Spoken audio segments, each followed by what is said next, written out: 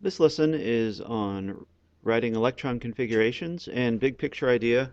If we can write an electron configuration which describes the structure of the atom in terms of electrons, where are the electrons at, then we can predict the properties of atoms using that structure. So today we have to learn how to write electron configurations. We have to set up our periodic table in a way that'll help us accomplish that.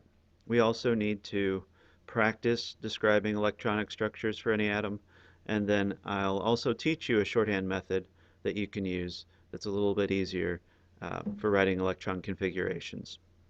Start out, take a look at this periodic table, and you're going to need to take your periodic table and label it similarly. So you're going to be pausing it in just a moment. Notice that you need 4 colors.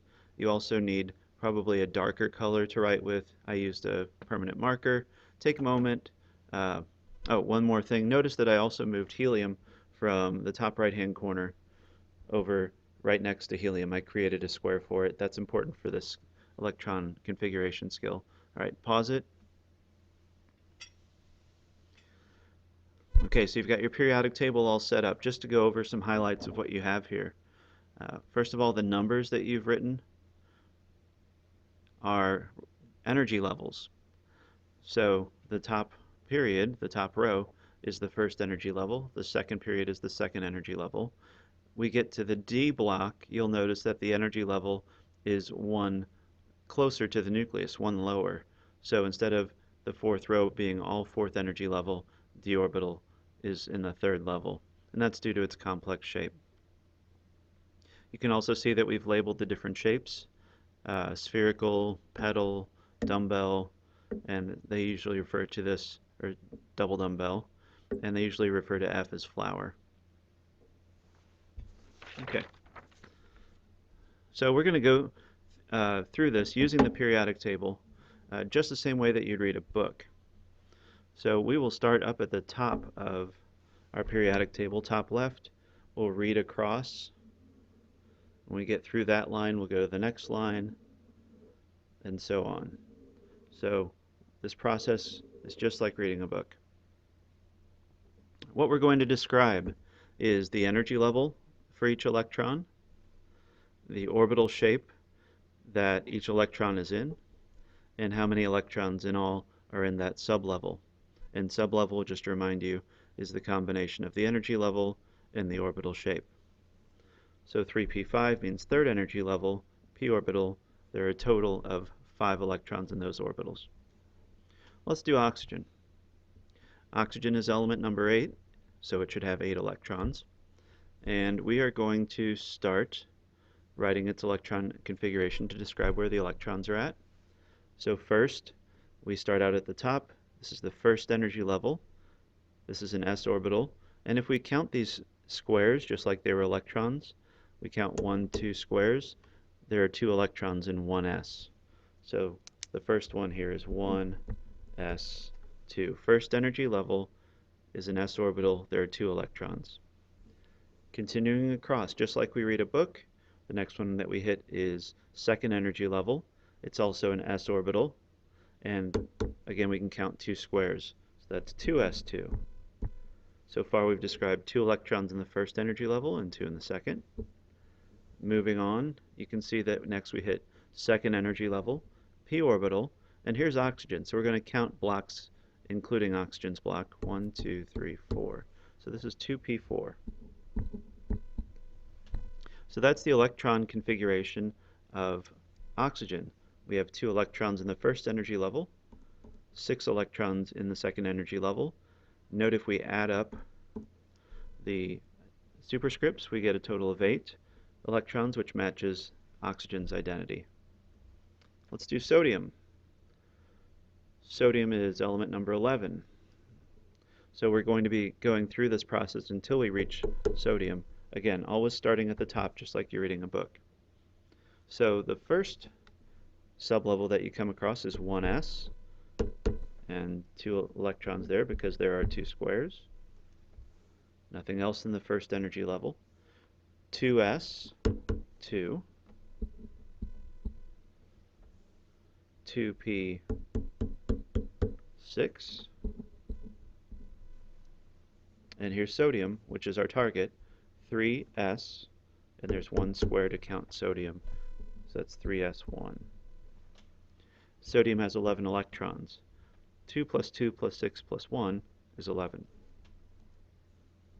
Now let's go to one more example, and that's krypton. So starting out at the beginning, 1s2, 2s2, 2p6, 3s2, continuing like we're reading a book, 3p6, 4s2, 3d10. The d orbitals are one level closer to the nucleus. 4p6, and here's krypton. If we add those numbers up, those superscripts, we would get 36. So that is the traditional electron configuration. Now we're going to do the shorthand notation. We'll do that for the same elements. So what I want you to see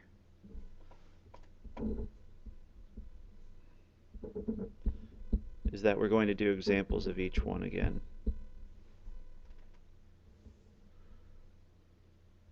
So for oxygen, here's the trick. And it's not much of a trick when it's a small atom. Take the element that you're interested in, see it's number 8, and backtrack until you hit a noble gas. And the noble gas we would hit here is helium. So in parentheses I mark helium, or sorry, in brackets I mark helium. That says that everything to this point is just the same as helium's electron structure. So that's basically through this first line, not much saved there. And then we write out the last line. That's a big key. Write out the last line. 2s2, 2p4, because it's oxygen. You can see that the helium represented the 1s2. Again, not much of a save, but now you'll see a good example of how it's used. Sodium, the 11th, is, if we backtrack to the previous noble gas, that would be neon. And remember that this column on the side is the noble gases. Neon is the previous noble gas. So in brackets we indicate neon, and then we write out the last line, which is only 3s1. So the bracket neon indicated that the electron structure was the same as neon, and everything that I've just underlined there is what neon represents. Folding up my paper so you can see that krypton this time. Okay, here's our last example. So even though krypton is a noble gas, we still have to go all the way back to the previous noble gas. So if we backtrack, that's argon. In parentheses or brackets, we indicate argon, and now we write out the last line. 4s2, 3d10, 4p6. So our bracket argon covered all of that for us and saved us a little bit of space. So that's how you write an electron configuration. In the next chapter, we'll learn more about how do we use this information to learn about the properties of atoms.